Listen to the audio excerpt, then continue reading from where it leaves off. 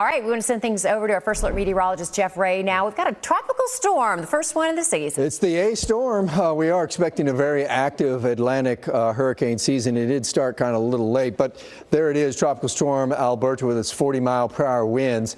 Now, in the middle of the night, it's going to come on shore in Mexico, but it's going to drag a tremendous amount of rain on shore. Everything in blue there, that's tropical force winds, and you see in Mexico and the Gulf of Mexico all the way up into South Texas. That's what's going on. So this is also a big fetch of moisture, which means a southeast wind going over warm Gulf water, bringing all that tropical moisture inland and creating some big rain. So in comes the tropical storm on to shore, and it will start to weaken rather rapidly, but as far as those winds, they're going to follow it on shore and even into the mountains. They're going to start seeing 40-mile-per-hour winds.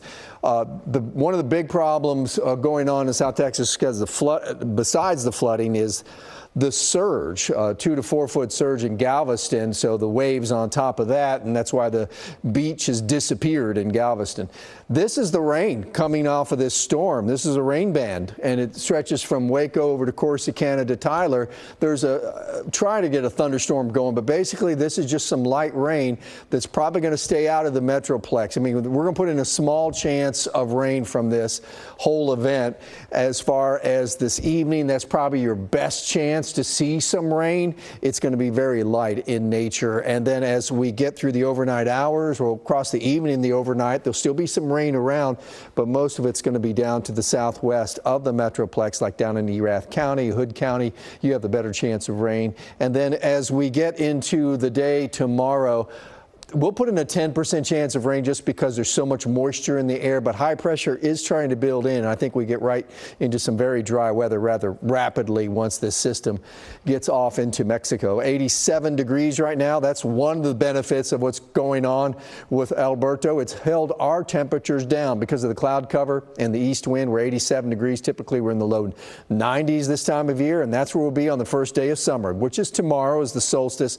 93 is the forecasted high, 94 on Friday, then 97 on Saturday. So what's happening is we got this heat dome that's going to move right overhead over the weekend and then move off to our west. And what's interesting about that is that we'll get in the northwest flow aloft, and sometimes that can bring us some thunderstorms in the evening hours or overnight hours.